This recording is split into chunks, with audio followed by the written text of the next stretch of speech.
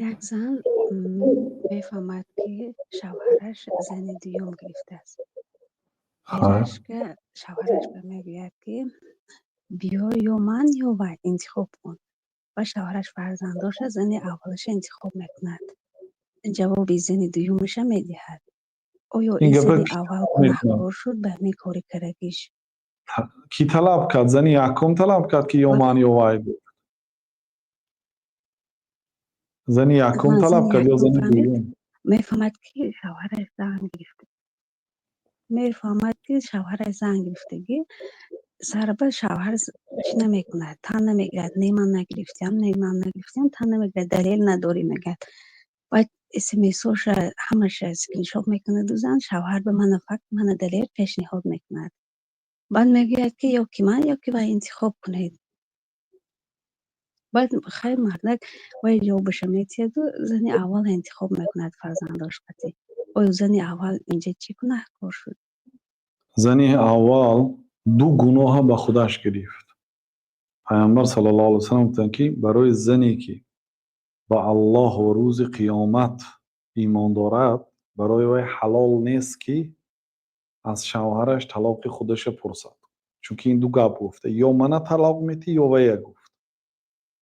وقتی که خودش طلاقش پرسید این کاری حرام، لا یحل، یعنی حلال نیست، مفهومش حرام است. و این چون این در دیگر حدیث آمده است که کدام زنی که بدون گناه شوهرش از شوهرش طلاق خودش پرسد بوی بهشت رو نمیبیند. یعنی زنه گفت که من طلاق ده. سببش چی؟ سببش اینکه همین مردک زنی دیگر گرفته است حالا که الله برای وی حلال کرده است. یعنی در این صورت البته این گپا برای مسلمان ها هست. کافرها اونایی که به شریعت اسلام باوری نداره شما تعلیق نکنید به این گپا. این گپا برای مسلمان ها هست. خب پیامبر صلی الله علیه و سلم گفتن که این گپی من نیست. بعد عجیب این مردم این دوملو فلان گپا گفت این گپی من نیست. من کی هستم که گپ میزنم؟ من نقل میکنم، من میرسونم. وظیفه مبلغ ولو آیه، یک آیت باشدم برسون. علم زکات دارد. از علما گفتن که از 200 حدیث 5 حدیث باید به مردم برسونی. کسی که علم نمیرسونه روز قیامت به دهانش لجام آتشین زده میشه. این سببی همه گمراهی مردم. امروز وقتی که مردم به دست گناه میزنن اصلش اهل علم هستن. اونا به طریق باید و شاید اگر میرسانیدن مردم تا این درجه گناه نمیکرد. این است. یعنی که ببینید امروز یک آدمی که صراحتا ناترسیده دین اسلام را حقارت میکند، قرآن را مسخره میکند، شریعت را مسخره میکند، این قدر یعنی شجاعت دارد و یک دومولا علمدار شجاعت انکار کردن به همین خیل آدم یا شجاعت بیان شریعت را ندارد. خب خاموش. اونا از کجا این شجاعت گرفتن؟ به کی تکیه کردن؟ خلاصه پیامبر صلی الله علیه و سلم گفتند که کدام زنی که از شوهرش طلاق طلب کنه، طلاق خودشه، بدون یگان گناه، شوهر گناه نکرده است، مثلا شوهر نارکمان باشد، سببش بیند که نارکمان هر روز دوزش زیاد کرده، سال گذشته هر روز فلان گرمی میخواد، امروز 2 برابر همون گرمش زیاد کرده است، خیر رفتن گرد این هلاک میشه. از این بوی نجات نیست. این نه فکری فرزندای میکنه نه فکری زنش میکنه. از این طلاق طلب کند میلی گناه کرد. اما شوهری که گناه نکرده سو همسرش از وی طلاق طلب کند بوی بهشت را نمیبیند.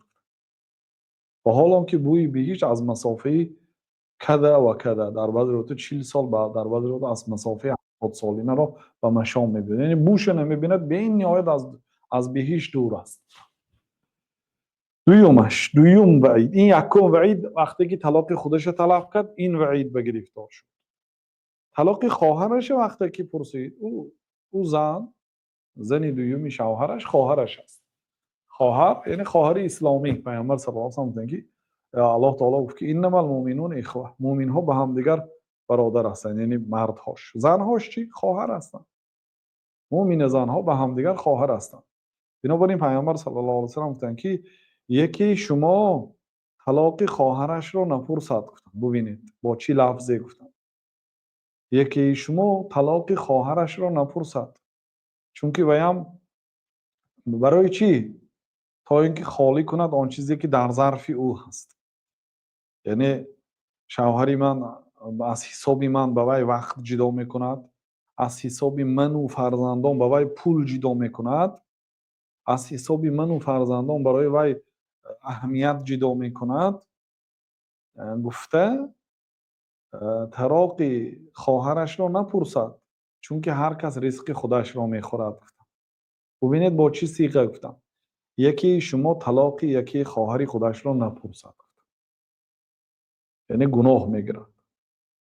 این حسد است. این درست است که مثال برایش کمی وزنین است، مشقت است، ولی ما در این باره وسیع‌تر در دیگر برآمد سخن کردگی هستیم. دل برداری به آنهایی که شوهرشان زنی دوم گرفته است چه خیلی خودش سبک کند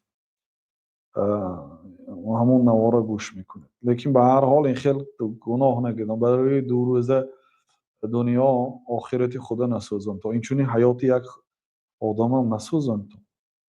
و این گرفته است. شما طلاق طلب نکنید از شوهرتان که وی طلاق گرفته مجبور نکنید. شما هم دختر دارید، خودتون هم ممکن یه روز طلاق دادنش ممکن. بنابراین این کار نکنید. هیچگاه برای دیگرها ضرر نخواهید. صبر کنید، وزنین شوید، انشالله با دیگر دستورهای شریعت کنید، مشغول به الله تعالی شوید، مشغول به علم و عبادت شوید، مشغول برای اون کارهایی که برای دین و دنیاتون فایده دارد همون کارهای کنید. روزها همه خیلی تیز میگذرد، نفهمیده میمونید.